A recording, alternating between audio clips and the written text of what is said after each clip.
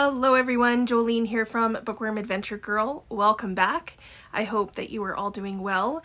This is where I talk about the books that I'm reading and the books that I'd like to read. And I like to read diverse books and I highlight Canadian literature. If you are new, thank you so much for checking out my channel. Please hit subscribe and stick around. Today I am going to be telling you about all of the books that I've hauled since my last book haul, which was quite a while ago. The TBR stack is very close to 1,500, which is where we started at the beginning of the year of 2024. It was last at 1,504. Now I'm going to give you a spoiler, a bit of a sneak peek, and let you know that my December wrap-up only includes 5 books. So that would be awesome because it would bring me below 1,500, but this haul is what keeps us above the 1,500 mark. So now that I'm going to be, adding to it, and we know that there's going to be more than 1,500, we will see how much damage there is. The highest it's been is 1,530. So let's see if we end up higher or stay below. As always, I'm going to start with books that I've received from publishers and ZG Stories. And first up is a book from the University of Calgary Press, and it's called The Loom by Andy Weaver. And this came out on November 15th. This is a collection of poetry that are all connected, and I really like this description of it. It says, The Loom is a book about love. It is a book about frustration, confusion, crying, and being sticky. It is a book about doubt, unreadiness, fear, sleeplessness, and pressure. It is a book about parenthood, but mostly it's a book about love. So I love that little blurb about it. And I have actually already started this, so I will be telling you about it fairly soon. So next up are a couple of books from Between the Lines books. And first is When the Pine Needles Fall. This is Indigenous Acts of Resistance, and it's by Ellen Gabriel with Sean Carleton. So during the siege of, and I don't know if I'm saying this correctly, but Kahnawake, in the summer of 1990, Ellen Gabriel was the Mohawk spokesperson. So this is a look at Gabriel's life leading up to the siege, her experiences as a spokesperson for her community, and her work since then as an Indigenous land defender. She's also a human rights activist and a feminist leader. So this memoir offers insight into Indigenous language, history, and philosophy. And then it also reflects on our relationship with the land and calls to action against both colonialism and also capitalism. I think, and it's also about like climate crisis, that kind of thing. So I think this has a lot to offer. The second book from Between the Lines books is And Sometimes They Kill You, Confronting the Epidemic of Intimate Partner Violence. This is by Pamela Cross. And this is a look at IPV, which is Intimate Partner Violence in Canada. And it's being called an epidemic. And this is a call to action kind of book. Pamela Cross is a lawyer who has worked for several decades with survivors, frontline workers, and the various systems that are supposed to offer help. And this book is about what IPV is, the many barriers that exist to eradicate it, and what we can do to eliminate those barriers. So this is such an important topic, and unfortunately I know of too many people who have lost loved ones at the hands of their partner or former partner. There's actually a case, I think it was last week in Calgary, about this. It's been on the news. It's so sad. So I'm interested in what Pamela Cross has to say in that book. Next up, I have books in translation from Book Hug Press, and the first one is Caesaria by Hanna Nordenhok, and this is translated from the Swedish by Saskia Vogel. This is a Gothic fairy tale about gender warfare and class oppression. It's the 19th century, and an obstetrician has kept a girl that he took from her mother's body. And it seems that this girl has never been outside of this remote country estate where she lives. And it says that the girl lives a dollhouse existence, characterized by supervision and punishment.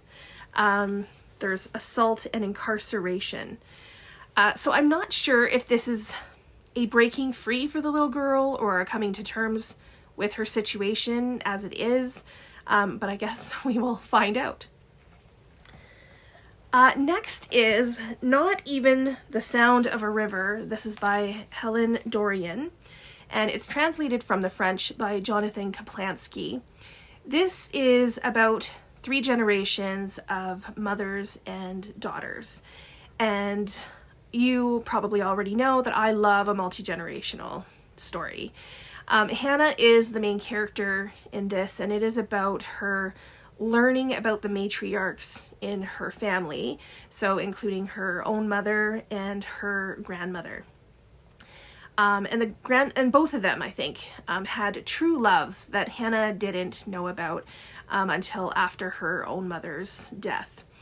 So this story, it also seems to have some historical fiction tied into it from events in 1914.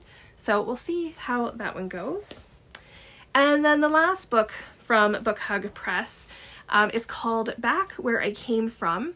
And this is a collection of 26 literary travel essays from writers across North America.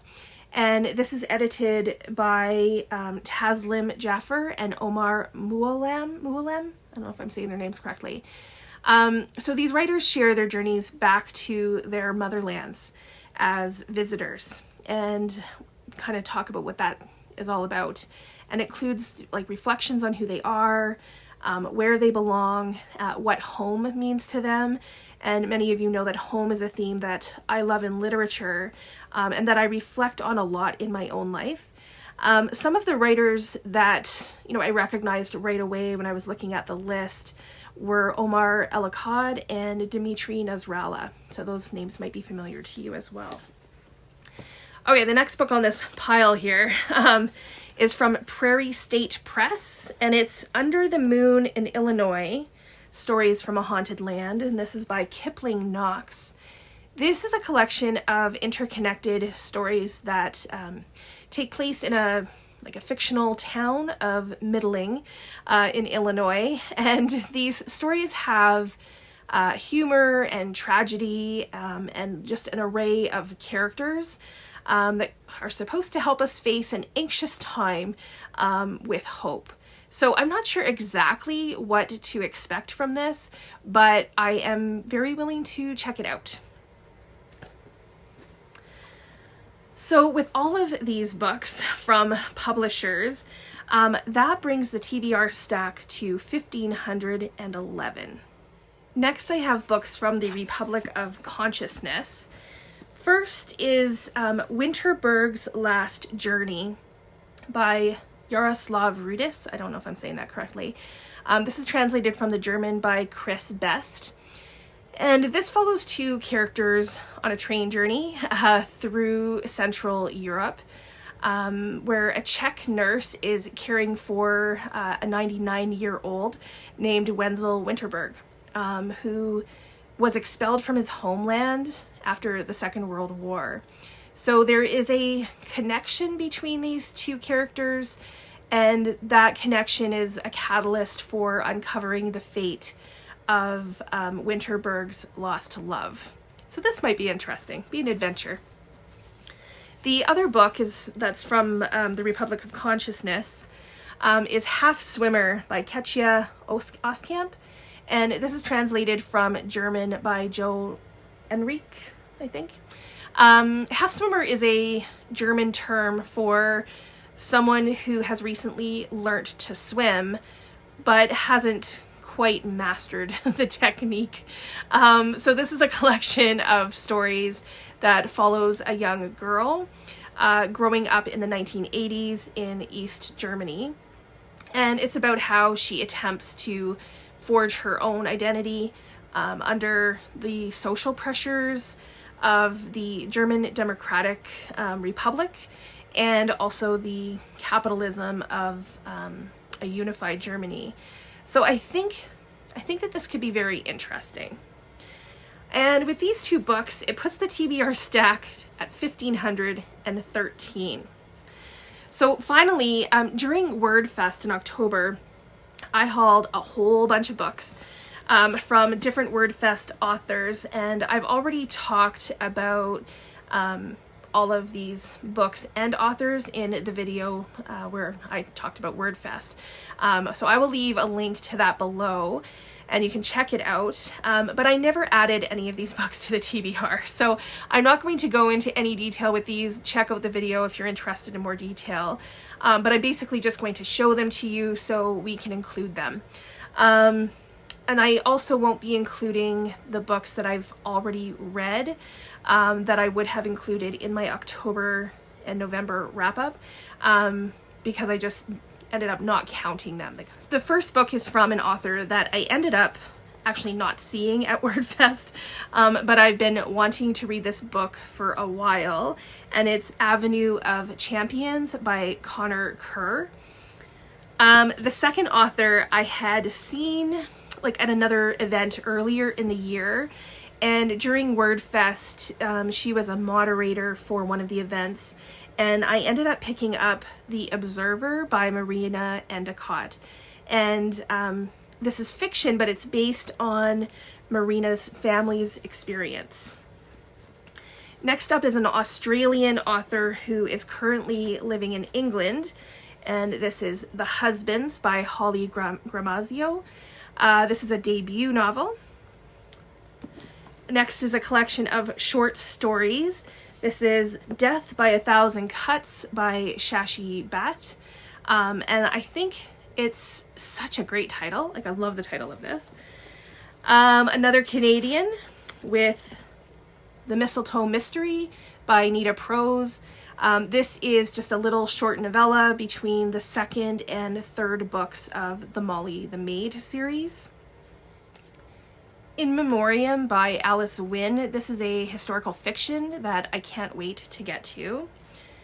Next up is a memoir and nature writing. It's Our Green Heart. It's The Soul and Science of Forests. This is by Diana Beresford Kroger. The next book is a new to me author. It's The Lightning Bottles by Marissa Stapley.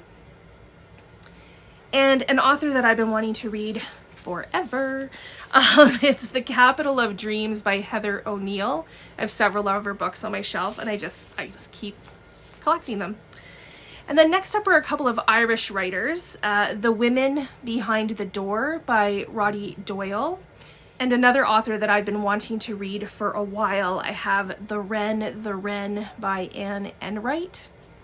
And the last book of the haul is a book that I've already talked about so many times, and it's very high on my TBR. It is The Knowing by Tanya Talaga. So with all of these, it puts the TBR stack at 1,525. Now, as I said, I still have my December wrap-up to do, which will be posted soon, but we already know that, you know, I didn't read enough books in December to bring it below 1,500. Still, the stack is not completely out of control, other than it's started out of control, but I think it can be brought below 1,500 early into the new year. So please let me know if you have read any of these books, or any of these authors, if you are interested in any of them, and let me know what books you hauled in the last couple of months of 2024 that you are most excited to read, hopefully in 2025. I look forward to chatting with you in the comments. As always, thank you so much for watching. I hope you enjoy the rest of your day, and don't forget to make every day an adventure.